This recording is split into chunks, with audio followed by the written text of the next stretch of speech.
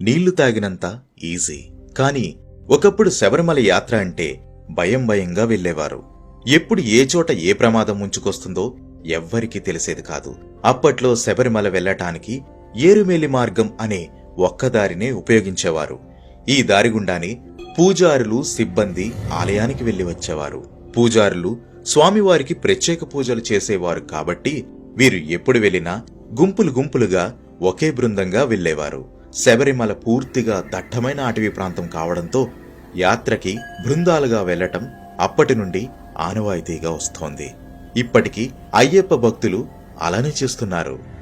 200 సంవత్సరాల క్రితం 70 మంది శబరిమల యాత్రకు వెళ్లారు. ఆ సంవత్సరం ఆలయ పైకప్పు ఎండుగడ్డితో, ఆకులతో కప్పబడి ఉంది. అప్పట్లో గర్భగుడిలో ఏకశిలా విగ్రహమే ఉండేది. ఆ విగ్రహానికే పూజలు చేసేవారు. 1909లో దేవాలయంలో అగ్ని ప్రమాదం జరిగింది. ఆ పరిస్థితి నుంచి తేరుకుని దేవాలయాన్ని మరల 1909 నుంచి 1910వ సంవత్సరంలో పునఃనిర్మించారు. అప్పుడు ఏకశిలా విగ్రహానికి బదులు పంచలోహాలతో తయారు చేసిన అయ్యప్ప విగ్రహాన్ని ప్రతిష్ఠించారు. అప్పటి నుంచే పంచలోహ విగ్రహానికి పూజలు చేయడం మొదలుపెట్టారు. 1935 తర్వాత భక్తుల సంఖ్య గణనీయంగా పెరగటంతో మకర జ్యోతి దర్శనానికే కాకుండా మండల పూజ కోసం కూడా భక్తులను ఆలయంలోకి ఆహ్వానించారు.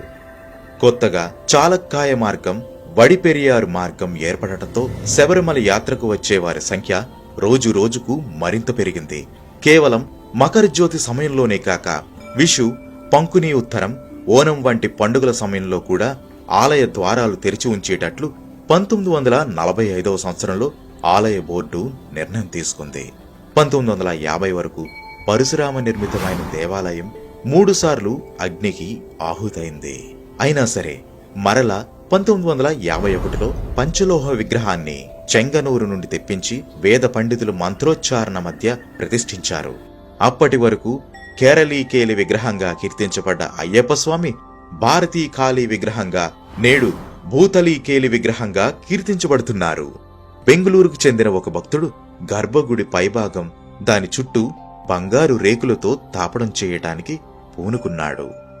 2000 సంవత్సరంలో శబరిమల పూర్తిగా స్వర్ణ దేవాలయంగా మారిపోయింది.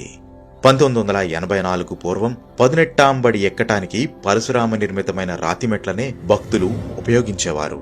మెట్లను ఎక్కేటప్పుడు ప్రతి మెట్టిపై కొబ్బరికాయను కొట్టేవారు. దాంతో భక్తులు మెట్లు ఎక్కటానికి ఇబ్బంది పడేవారు. ఇది దృష్టిలో పెట్టుకుని బోర్డు వారు 1985లో 18 పంచలోహ కవచాన్ని కప్పి మంత్రతంత్రాలతో కప్పేశారు. అయ్యప్ప స్వామి ఆలయాన్ని చేరుకోవాలన్నా కూడా 18 కొండలు దాటాల్సి ఉంటుంది. అంటే మణికంఠుడు 18 కొండలను దాటొచ్చిన వారికే తన దర్శన భాగ్యం ఇవ్వనున్నారు. ఈ సందర్భంగా 18 కొండల పేర్లేంటో తెలుసుకుందాం.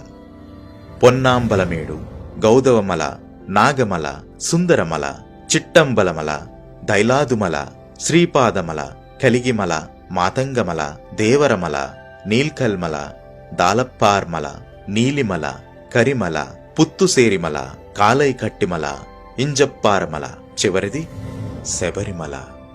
ఈ 18 కొండలు మనలో ఉండే లక్షణాలు, ఉండకూడని దుర్మార్గాలన్నింటికీ సంకేతంగా పండితులు చెబుతారు. అందుకే 18 కొండలు, 18 మెట్లను ఎక్కిన వారికి మాత్రమే దర్శన భాగ్యం కలుగుతుంది.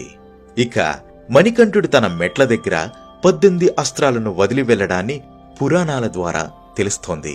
ఆ అస్త్రాల పేర్లేమిటో ప్రతి అయ్యప్ప భక్తుడు తెలుసుకోవాలి.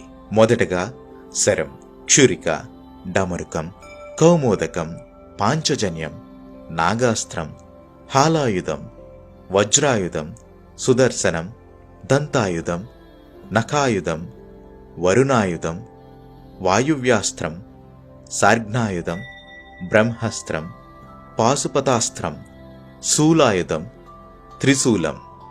ఈ 18 ఆయుధాలు 18 మెట్ల కింద ఉన్నాయని చెబుతారు. కాబట్టి మెట్లు ఎక్కే సమయంలో భక్తులు ఒక తన్మయత్వంతో మెట్లు ఎక్కుతుంటారు. ఇక స్వామివారి ఆభరణాలను పందలంలో భద్రపరిచి ఉంచుతారు.